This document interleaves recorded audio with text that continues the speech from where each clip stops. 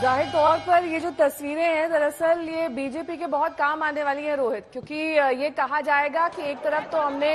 तेजस्वी यादव के इस्तीफे की मांग की और उस मांग के बाद हम पर इस तरीके से बर्बरता से लाठियां चलाई गई, तो आने वाले वक्त में ये तस्वीरें दरअसल उनके बहुत काम आने वाली है, उनके लिए एडवांटेज होगा।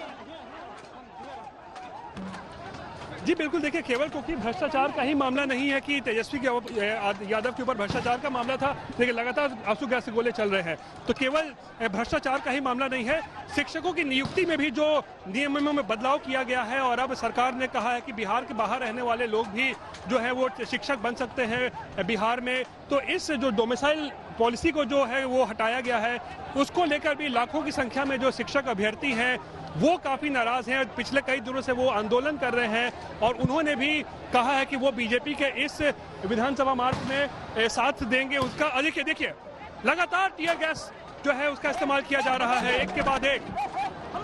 के बाद एक आंसू गैस से गोले चलाए जा रहे हैं सबको हटाने के लिए। तो शिक्षक दरअसल का मुद्दा एक ऐसा मुद्दा है शिक्षक नियुक्ति का जो बहुत असर करता है सरकार को, कि सरकार जानती है कि शिक्षकों का मुद्दा जो है एक बड़ा वोट बैंक भी हो सकता है। तो ऐसे में केवल तेजस्वी यादव के ऊपर भ्रष्टाचार ही नहीं बल्कि शिक्षक नियुक्ति का जो मामला है, जो कि एक डायरेक्टली जो है आम आदमी से जुड़ा हुआ मामला है, उसको लेकर भी बीजेपी आज सड़कों पर उतरी हुई है। और इसीलिए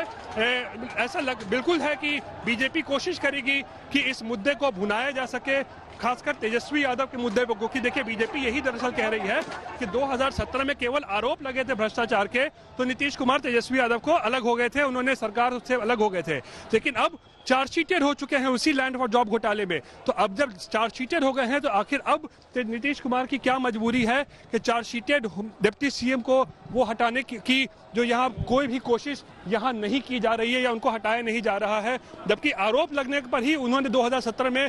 तेजस्वी को जो है वो उससे आरजेडी से अलग हो गए थे। तो ऐसे में लड़ाई दो तरफा चल रही है, एक तरफ भ्रष्टाचार के मुद्दे पर तेजस्वी यादव को घेरने की कोशिश हो रही है, वहीं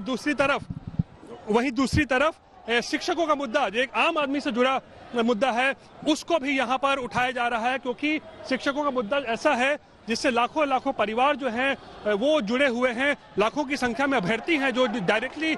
इस डोमिसाइल पॉलिसी के हटने से उन पर असर पड़ने वाला है। और इसीलिए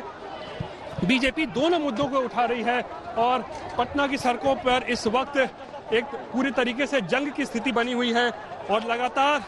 आंसू गैस के गोले जो हैं वो चलाए जा रहे हैं और जिसकी वजह से बहुत शुक्रिया तमाम जानकारी के लिए आपका। रोहित हमारे संवाददाता पटना की सड़कों से जानकारी दे रहे थे कि कैसे वहां पर बीजेपी का धरना प्रदर्शन जारी है जिसमें आंसू गैस के गोले और वाटर कैनन का इस्तेमाल किया जा रहा है।